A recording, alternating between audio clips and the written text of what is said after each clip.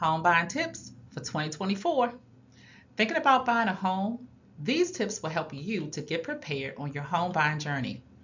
For those of you who don't know, I am Shataa of Shataa Associates, a REMAX Allegiance home team, and I help first-time home buyers to achieve their real estate goals in Washington, D.C., Maryland, and Northern Virginia. Today, we're going to be talking about the top home buying tips for 2024. All right, so let's jump right in. Number one, check your credit score. The higher, the better. I am getting clients approved with a score of about 620 for FHA. However, if you intend on buying with a DPA or down payment assistance program, it's safer to have at least a 640 credit score. That way, you can get approved for everything that's available. Now, I just got a client approved for $75,000 in down payment assistance in Maryland with a score, I think his score was like 623. So he will have a conventional loan with no PMI. Now, if that's something that you would like more information about, then contact me. I'm sure I can get you approved as well. All right, let's jump right into number two, collections. If you have any collections, you want to seek direction from your lender on what to pay off. At the end of the day, you want to know how to improve your score, and the lender will be best suited to tell you that. Number three, documents. Prior to contacting a lender, you want to make sure you have your last 2-year tax returns, your last 2 months bank statements, and last 3 pay stubs. This is what most lenders want. Some may want a few more documents here and there, but to get started, typically, this is what most lenders want. All right, so number 4, don't switch jobs. You can upgrade, but not switch industries. So let me give you an example. Say, for instance, if you are an IT specialist and you decide that you want to switch industries completely and pursue your passion of becoming a barber.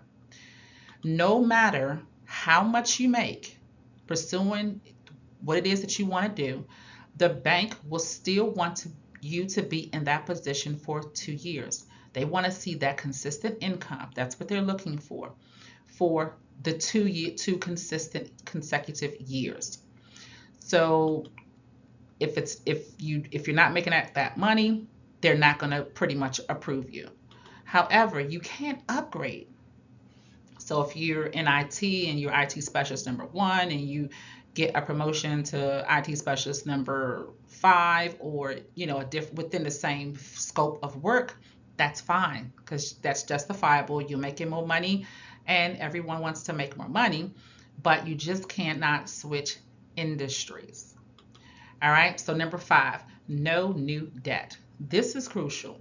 This one here is crucial. No new debt, because new debt drops your score. You don't want that because you're trying to get the best rate available. So no new debt. And once you are approved, still no new debt. Nothing. No furniture, no car notes, no co-signing, nothing. Now, when you close on your home, after you get your keys, you can at that point do whatever you like. But from the time that you are approved up until the time that you close, after you close, no new debt. Okay? Number 6, if you are self-employed, it's okay. I suggest not to have a lot of write-offs. This is where I see a lot of self-employed prospective buyers not be able to achieve their real estate goals. The lender will not count your gross, only your after write-off amount.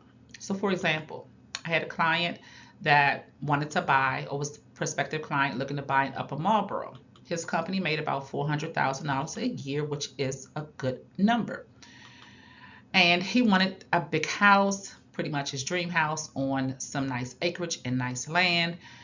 And everything seemed doable until he mentioned his after write-off amount being $40,000. Now, in Upper Marlboro, $40,000 does not go a long way for single-family homes, and it the home that he wanted, the scale and the size that he wanted to buy, it would not have even come close. So I want to just remind all my self-employed prospective buyers to watch your write-offs. Okay. Number 7, don't skip the home inspection. I never recommend skipping out on your home inspection. Now, if you are faced with a multiple offer situation and you want to come in more competitive, it's okay to not make it a contingency factor. However, you want to specify in that contract that you still want to do a home inspection, even if it's for informational purposes only. But I do not recommend buying a home, even a new construction, without a home inspection. Number 8, 20% down is a myth. In today's market, you do not need 20% down. You can use, say, FHA with 3.5% down. You can also do a DPA program for your down payment. You can also do VA or USDA, which usually requires no money down. You can also do a 401k withdrawal or retirement plan withdrawal with no penalties, usually for down payment or for buying a home as well.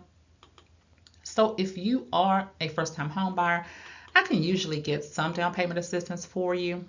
So contact me and we can talk about how or what is available for you and how I can help you to achieve those goals.